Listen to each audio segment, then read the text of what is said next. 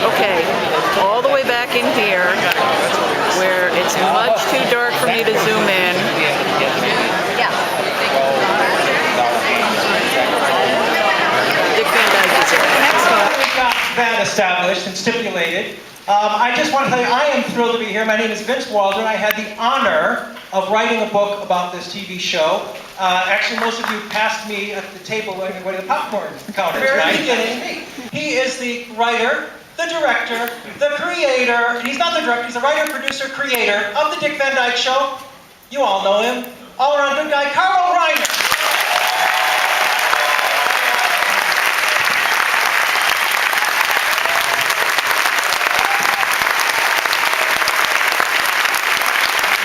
One person for it.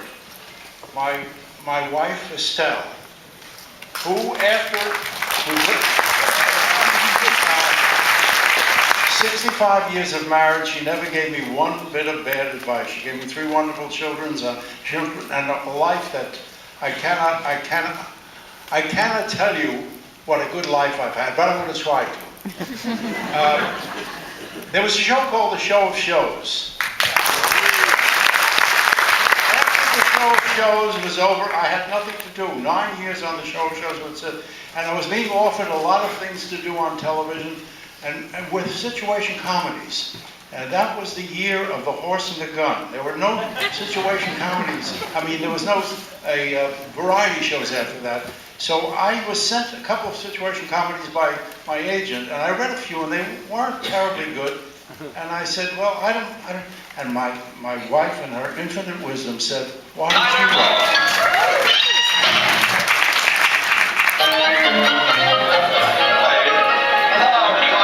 Hey, no wonder he won. Look at the size of this guy. Starring Dick Van Dyke,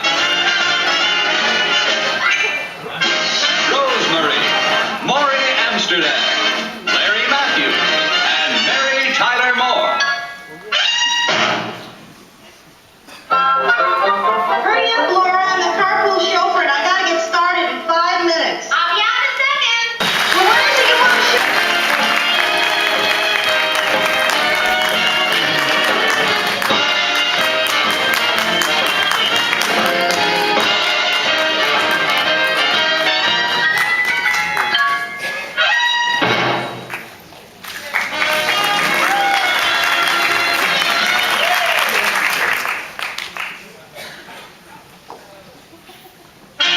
The Dick Van Dyke Show. Starring Dick Van Dyke, Rosemary, Maury Amsterdam, Larry Matthew, and Mary Tyler Moore.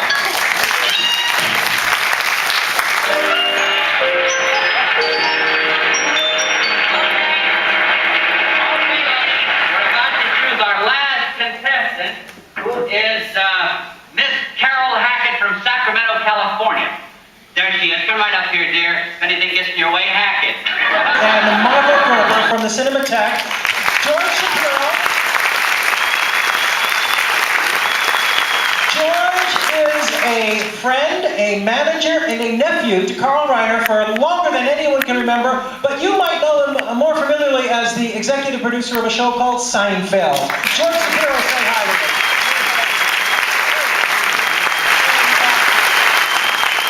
Andy Paris, where are you, Andy? Yes. Okay, stand up here because people might recognize you. You were on the show, one of the kids at Richie's birthday party.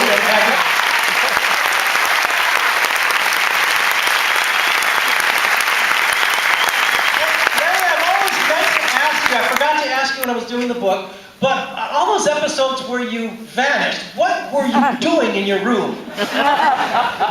Cocaine, but I can't say it.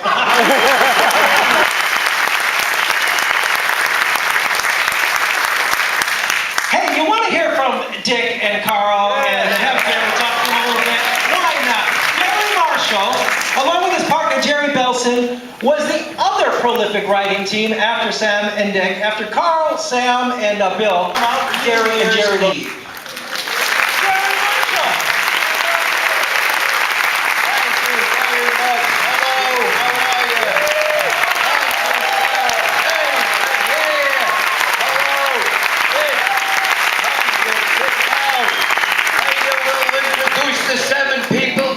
produced. More people in the dark standing up. They couldn't get the light. Next time they'll have a light shining on you. Rosemary, I see you. Hi, I love you. Nice to see you. Here you go. You want to sit? Where do you want to sit? We'll jump right in. Well, here we are. I did write the last episode, Percy and Dennoff. We can't remember who wrote what. But first question I'm asking, Mr. Van Dyke. Yes, Mr. Merkel. We're here. We're actually here. The theme song of the show, right? Da-da-da-da-da-da, when you hopped and bounced all over the sofa. That's right. You know that theme? Where did that theme come from? Earl Hagen was there. Yeah. Somebody else wrote something. Maury Amsterdam wrote words to our theme song, and they're wonderful. I don't think anybody's ever heard of them. You threw them out? No, I have them. Ah, well, there's something you never There they saw. are. Wonderful men. I don't know their names. Say, hold on. This is Mike and Eric, and what's his name down there? Brian. We're the band, but we do know the song. Maury left me the words of the song, and I'd like to sing them for you. But, you'd be surprised how skinny we all are. Sitting over there on the side, everybody was real skinny. Did you notice that, Carl? You ready?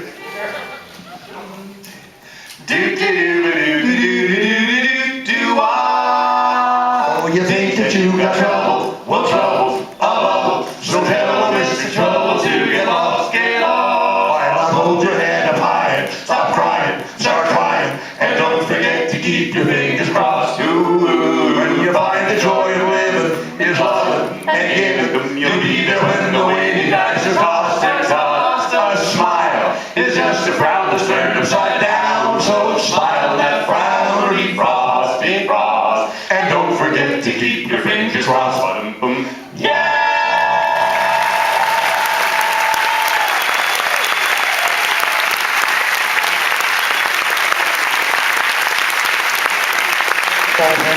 The godfather of many, many shows. He is one of these benign guys who very quietly lays shows all over them. He sends more. How many shows have you sent out? I can't remember. I couldn't remember what I wrote on this show tonight. But there's one. He had a partner named Jerry Belson, and every time I see you, I think of what Jerry Belson, who was a dear, lovely, funny man. But what you said to him was they were working, and Gary said to him, let's just not work for a while. We'll go down, have something to eat, and then we'll just founder for an hour or two. And Jerry said, Gary, you don't plan foundering. Foundering has something to do without plan. He's the only man who planned foundering. That's right. Jerry, when he saw my sister's beautiful house with Rob, he said, wow, what a beautiful house to live in if life was worth living. Ground with that Greg Mars.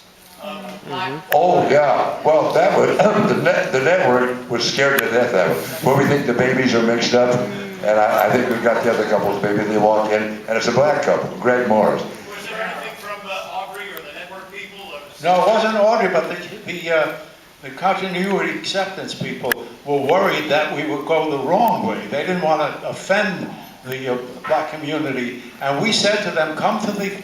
I said, our heart was written, the show was written with our heart in the right place. And as we wrote the show correctly, the audience will react correctly. And they sat and saw the audience reaction to it. And I said, if you listen to the tag told it all. The tag was, it's a couple of years later, the kids are at school together, and Morris's kid is the brightest kid in the class, and he says, I think we got the wrong kid. All right,